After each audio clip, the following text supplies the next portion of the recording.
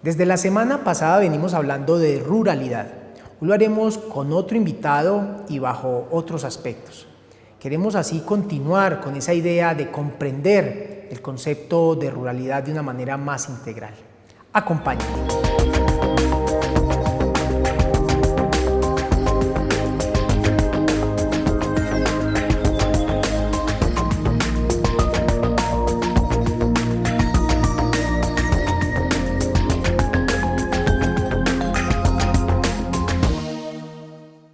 Bienvenidos, bienvenidas a una emisión más de Cortésmente, este espacio con la palabra, con los temas de interés general y como lo decía al inicio del programa, hemos dedicado dos de nuestros programas a hablar de ruralidad y hoy pues me acompaña Luis Guillermo Moreno Arboleda.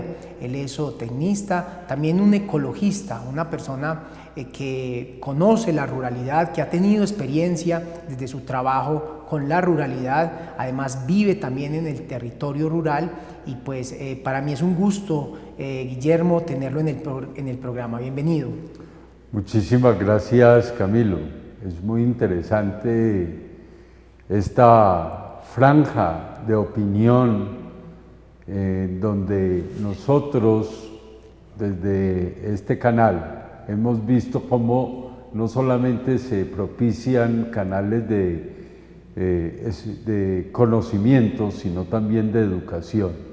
Pero también tenemos diálogos que pueden ser buenos o malos para unos u otros, pero que es muy interesante tener participación y tener diversidad de conceptos. Así es, y es que en ese sentido, Guillermo, pues es muy importante porque el diálogo lo que propicia justamente es un criterio para las personas, información, y en ese sentido pues aprovecho para agradecerle a Conecta, a usted que hace parte también de la junta directiva, porque me han permitido propiciar acá en este espacio pues diferentes temas. Guillermo, entremos nuevamente y reitero, veníamos desde la semana pasada hablando de ruralidad con un enfoque muy desde la educación, desde esos aspectos culturales que inciden en la ruralidad, y hoy quiero desde su experiencia, Guillermo, que hablemos de cómo la ruralidad y sobre todo hoy por medio de diferentes cambios que se han dado, sobre todo en el tema de esos usos de esos suelos, pues se empiezan a alterar ciertos ecosistemas y se empiezan a presentar unos riesgos para estos territorios para que sean sostenibles. En ese sentido, ¿qué aspectos son los que más han socavado, los que más han deteriorado los ecosistemas y esa sostenibilidad de ese mundo rural? Bien, hay que tener una contextualización histórica y debemos empezar por los factores que generaron desde la Segunda Guerra Mundial, donde en esa Segunda Guerra Mundial se aparecieron productos y servicios que cambiaron toda una cultura de consumo, de producción para el consumo, en donde eso ha afectado el ecosistema mundial, no solamente particularmente en Colombia, sino mundial, y es básicamente lo que hoy vemos, la problemática de los derivados del petróleo y básicamente el plástico y los agroquímicos, en donde han cambiado toda una cultura del sembrar, el hacer, el convivir con todo un entorno vegetal y animal, no solamente silvestre, sino también lo que llamamos de producción de alimentos. Ahí en ese sentido, Guillermo, es muy importante porque indudablemente esto no se da, y qué bueno que usted mencione justamente como esa raíz, porque indudablemente lo que tiene que ver con la revolución industrial y cómo se empieza, digamos, que a cambiar esas maneras, digamos, que de producción, y además se incorpora también ese factor de la producción, de la máquina, y particularmente en la ruralidad, cada vez hay como que una lucha entre esos procesos industriales, que además son muchos, con respecto, digamos, que a esa vocación campesina, a lo que para muchas personas siempre ha sido, digamos, parte de su trabajo, pero también de su bienestar, de atender a sus necesidades, como son muchas familias que se dedican a las labores agrícolas. Siempre ha habido como una lucha por opacar, como por generarle dificultades a los entornos rurales, o ha sido como hostil más bien ese universo que se da hacia la ruralidad. Eso es cierto. Y la industrialización, y básicamente dentro del factor de mecanización de la producción agrícola, y no solamente agrícola, sino también pecuaria, nos ha llevado a perder ciertos elementos de acciones culturales para una mejor producción sostenible, no solamente para el campesino y su familia, sino para esa cosa que ellos hacen, que es la expresión social de esas actividades culturales de agricultura. Y cuando hablo de agricultura, hablo de la producción agrícola y animal, pero de esa producción de agricultura de modo tradicional pero sostenible, donde lo primero que se cuida es el suelo, el agua, y aprovechar el oxígeno, aquellas especies silvestres que son muy importantes, como son los apis, más conocidas como las abejas y las avispas, que son polinizadores por excelencia, en donde no lo tuviésemos, esos polinizadores, pues no tendríamos el éxito, y no tendría la familia campesina el éxito en sus cultivos. Cultivos además que eran, usted cuando iba en los años 60 hacia atrás, esos campesinos colombianos tenían una gran variedad de especies cultivadas, no solamente para el sostenimiento de su familia, sino para el sostenimiento de su entorno y de la sociedad. Hoy, a través de esa práctica de industrialización, vemos cómo nos volvimos a monocultivos y a la agricultura de precisión. Porque en la agricultura de precisión no solamente se da en los vegetales, sino también en los animales. Con mucho respeto de los ambientalistas, animalistas y todo esto, desde el punto de vista ecológico, todo ser vivo tiene una función en el planeta, y todos en esa proporción nos estamos beneficiando, cada uno de esos seres vivos, y nosotros somos seres vivos, nos estamos beneficiando de esas calidades para el sostenimiento no solamente de la tierra, sino también de las especies. Entonces vemos cómo en países de gran industrialización que nos están vendiendo esas tecnologías que posiblemente no son reales para nosotros, vemos grandes establos con vacas casi que única y exclusivamente paradas produciendo carne o leche, ¿sí? Vemos pollos en donde además están parados también, enjaulados también. Vemos cómo se les ha quitado la movilidad y cómo se les ha quitado a través de muchas prácticas agrícolas de la agricultura de precisión, también se les ha quitado ciertas proteínas que no traen en las semillas transgénicas, por ejemplo, proteínas, carbohidratos, en donde y hay una anécdota bien importante. Recordemos que hace algunos años se importaba mucho pollo del norte de América. Y entonces todos decían, ese pollo sabe muy maluco, es desabrido, no hay como el pollo campesino. Pero si yo voy a ver cómo se produce esa carne de pollo en Norteamérica y cómo la producimos en Sudamérica, recordemos Y hay, dentro de los animalistas hay ahora una moda que se llaman las gallinas felices, por ejemplo. Eso no están gallinas felices, sino que estamos volviendo a retomar que nuestras gallinas solamente tenían una cobertura para ir a dormir, pero de resto gusanos, semillas, pastos, del mismo maíz que les tirábamos, de nuestras propias semillas ancestrales, entonces obtenían toda una calidad y cantidad de nutrientes que hacían sabroso lo que hoy llamamos el pollo campesino.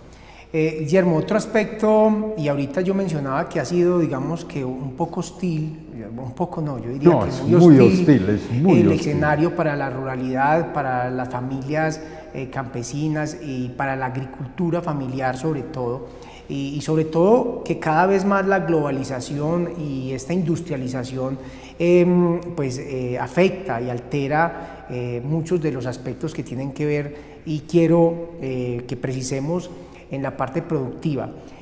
Y resulta que desde los tratados de libre comercio y con el decreto 970 se da, digamos que una condición para que las semillas, y aparece ese concepto de derechos de autor en las semillas, como que las semillas que normalmente se concebían desde lo ancestral, desde todo esto, ya empiezan a tener unas patentes, y resulta que pues para muchos campesinos ya no podían utilizar esas semillas. Digamos que se ha dado un tire y afloje entre el campesino, entre la regulación, entre algunas entidades pues, que son las que regulan, pero de fondo lo que uno empieza a ver, Guillermo, es que esos monopolios que se dan por las multinacionales, por las transnacionales, empieza a deteriorar mucho esa familia y sobre todo a la agricultura familiar. Pero no es solamente en ese sentido de la alimentación vegetal, también las patentes han sido creadas para, por ejemplo, para el ganado bovino, ¿cierto? Y básicamente son 4 empresas a nivel mundial quienes han patentado todos estos genomas, todo ese inventario genético del maíz, del frijol, de las razas del arroz, de las razas de ganado para producir carne, leches, lo mismo pasa en los cerdos, lo mismo pasa en las aves. Y ellos han patentado eso y quieren, a través de la ingeniería genética, que han modificado todo este acervo genético, lo han modificado para una mayor producción. Y entonces se encuentra que es hostil, y más que hostil es violento, ese tratar de imponer esos parámetros genéticos que ellos producen, han producido y seguirán produciendo en el campesino. Tenemos ejemplos en Sudamérica demasiados. En Colombia, los arroceros, los algodoneros, los productores de caña, los productores de maíz, los productores de frijol, los productores de ganado, se han visto afectados con esa violencia que se da a través de los tratados de libre comercio. ¿Pero qué es un tratado de libre comercio? Es simplemente un adoctrinamiento hacia el capitalismo salvaje para la concentración de un capital, sea genético, material, orgánico o inorgánico, que ellos puedan obtener unos beneficios, sin importar que hagamos males al suelo, hagamos males a quien está en el suelo rural. Y cuando empezamos con eso, entonces también esas mismas multinacionales nos están produciendo agroquímicos, ¿sí? Que están afectando, por ejemplo, a los polinizadores, ¿sí? Y cuando usted me dirá, ¿pero por qué a los polinizadores? Mire, para que una vaca pueda producir carne o leche, tiene que comer vegetal. Y si yo no tengo la posibilidad de dar una buena alimentación que me está dando el entorno, porque no hay polinizadores por efectos de esos agroquímicos, entonces estamos haciendo que nos están obligando a comprar, a utilizar todos esos productos transgénicos que han sido modificados a través de una ingeniería genética que es, yo no voy a decir que no es importante, claro que es importante, pero si tenemos el respeto, la solidaridad con lo que venimos en el mundo, es que el mundo no es ahora, sino que el mundo tiene millones de años y ese sí es el gran laboratorio genético que hemos tenido y no podemos. Le voy a poner un ejemplo. En el Perú existe un banco genético de la papa, que son 3.000 variedades de papa, alrededor de 3.000 variedades, que se da papa desde 0 metros sobre el nivel del mar hasta los 4.000 metros. Las multinacionales están detrás de ese banco genético, pero afortunadamente, y perdónenme que ha sido muy estigmatizado la palabra, la minga peruana, esos indios incas de ese imperio inca lo han defendido de esas multinacionales. No quieren perder la esencia de esa variedad de papas. ¿Sí? Eso, ¿pero por qué? Porque la misma sociedad llamada entre comillas indios, que ese es otro término que lo utilizamos muy despectivamente, sí, pero que no es tan despectivo, sino que nos está dando una realidad, han defendido esas 3.000 y punta de variedades de papa. Si usted va, por ejemplo, a la Amazonía, que tenemos parte en Colombia de la Amazonía, cómo la industrialización en la Amazonía que la quieren meter a como de lugar. Hemos tenido quemas en los últimos años muy importantes en el Brasil para expandir el campo agrícola industrializado. Pero como en Colombia tenemos ejemplos de tribus indígenas, autóctonas de nosotros, que en un medio ecológico con una sostenibilidad, pues se alimentan y se alimentan mejor que nosotros los que vivimos en la ciudad. Guillermo, ahí quisiera justamente propiciarle la próxima pregunta, el tema de la alimentación. Estos monocultivos han llevado a que se pierda esa diversificación en el sembrado. O sea, normalmente las comunidades rurales sembraban y se abastecían de lo que sembraban o de lo que tenían las gallinas, de los huevos, la leche, y digamos que eso ha llevado a que estos monocultivos las personas siembren una o dos, o es más, o cosas que ni siquiera tienen que ver con las necesidades básicas, con el alimento. En ese sentido, quisiera que habláramos desde dos miradas. Una, la que tiene que ver con esa capacidad logística que tiene hoy el mundo, y hoy un productor de aguacate del Retiro, su aguacate puede estar en Europa, en Estados Unidos y en otros países en la misma semana, tal vez hasta en el mismo día, por la capacidad logística que se ha desarrollado también, que también tiene aspectos muy positivos. Quisiera también que habláramos de ese punto de vista, pero también de algo que es muy preocupante, Guillermo, y es cómo también esas brechas que tiene la humanidad con el hambre. El desperdicio de comida en el mundo es impresionante, son más de 1.500 millones de toneladas al año que se pierden, que se desperdician. Entonces, en ese sentido, quisiera, Guillermo, que habláramos finalmente sobre lo que tiene que ver con esos procesos que permiten la conexión, pero también cómo no está al servicio de generar, digamos que una equidad y suplir la necesidad del mundo. Mire, básicamente esos factores del monocultivo son factores socioeconómicos. ¿Y por qué socioeconómicos? Hablábamos ahora de que hay 4 o 5 multinacionales interesadas en que se siembre X, Y, Z cosa, ¿cierto?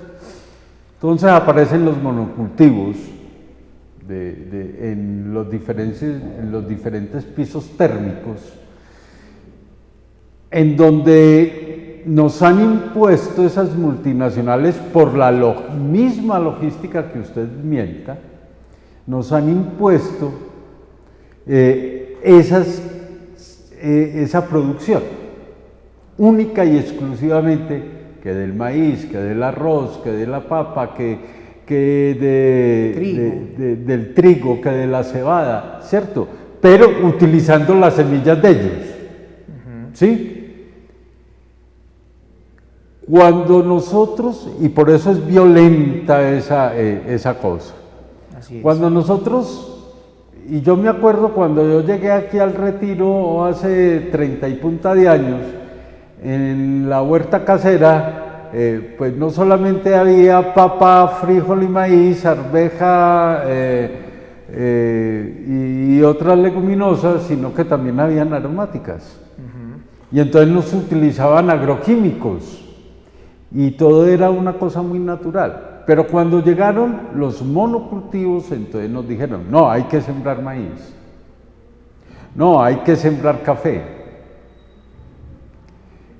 Recordemos que el café ahora no se cultiva con otras especies, sino que es café. ¿Sí? Es muy poquito lo que vemos. De pronto por ahí una que otra mata de plátano. Sí, una que otra mata de plátano, pero no vemos las hortalizas en las calles, ¿cierto? Que el cafetero, y tenemos una zona cafetera aquí, el cafetero primero no venía, en pocas palabras, no venía a mercar al pueblo las hortalizas, ¿sí? Ahora tiene que venir, y porque hemos traído metodologías de siembra monocultivistas en donde por muchas razones hemos dejado de sembrar otras variedades que son benéficas no solamente para la sostenibilidad de la familia campesina, sino también para la sostenibilidad del territorio y para la preservación ecológica del territorio. ¿Sí? Entonces, sí, es muy bueno tener el negocio del aguacate, de la cebada, de la ajonjolí, y yo del arroz, y yo sacar una tonelada hoy y mañana ponerla, por ejemplo, en Europa, ¿sí? Y eso es muy bueno, yo no voy a criticar eso, pero lo que sí critico y lo que sí está, y ahora lo estamos viendo con el café. Mire que ayer el dólar subió a 4.000 y punta pesos y en la libra de café en la bolsa de Nueva York se cotizó a $2.28 y entonces nos dicen, no, nos vamos a tapar de plata. Pues eso es un eufemismo, eso es una cosa que no. ¿Por qué? Simple. Los agroquímicos, sean abonos, sean fungicidas, insecticidas, son todos de origen del petróleo. Y entonces, ¿cómo está el barril del petróleo? ¿Y cuánto vale producir urea? ¿Y cuánto vale producir otros elementos que necesitamos? Entonces, esa supuesta ganancia se va por otro lado. Se va por otro lado. Pero hay una cosa que el mismo campesino nos está dando la razón. Están produciendo cafés de origen. Y cuando ellos producen esos cafés de origen, y entonces uno mira esa relación, y entonces uno vuelve a ver en esos cafés de origen que en sus cafetales hay otra variedad de cosas. Hay limones, hay naranjas, hay aromáticas, y todo eso no lo transmiten, y hay abejas, hay avispas, hay aves, ¿cierto? Entonces nos están diciendo que ese gran café de calidad, y en el Retiro tenemos uno, yo estuve viendo un concurso de café en el Huila y no superó al de aquí. El que más llegó allá llegó como a 6 puntos menos que el de aquí.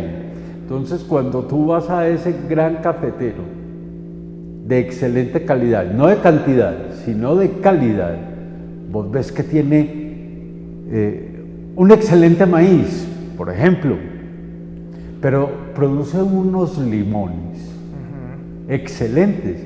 Y entonces ahora esos cafés de origen, más bien llamo yo naturales, esos cafés naturales que están en un entorno de sostenibilidad ecológica con el territorio, nos están dando una excelente bebida.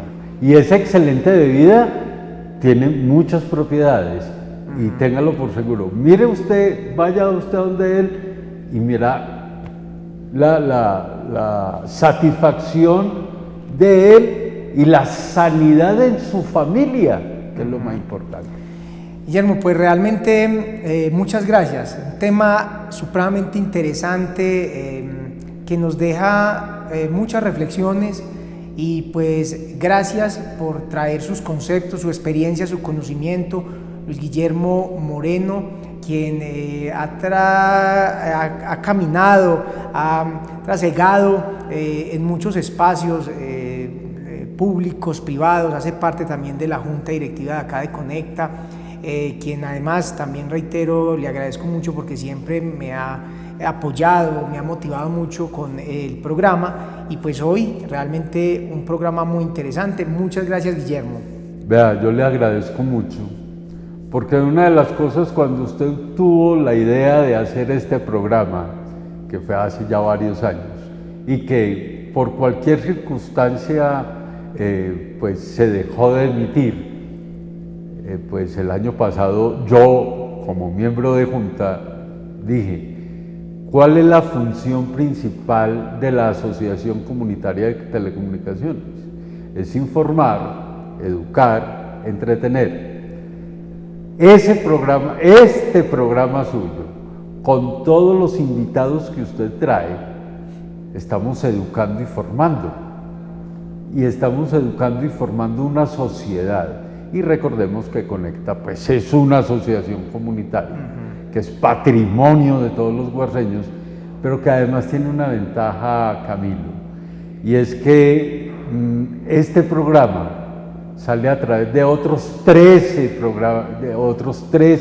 canales comunitarios, y entonces tenemos una expresión social también, que es uno de los valores que nosotros tenemos, y rescatar programas como el suyo es muy importante para la asociación, porque, vuelvo y le repito, no es producir cantidad como se hace en la agricultura, sino producir calidad como hacemos en la agricultura de origen. Qué buen mensaje, y pues realmente muchas gracias, me llena de mucha motivación, Guillermo, y pues a todos ustedes televidentes, muchas gracias. Los invito para que estemos la próxima semana con un invitado más para hablar cortésmente.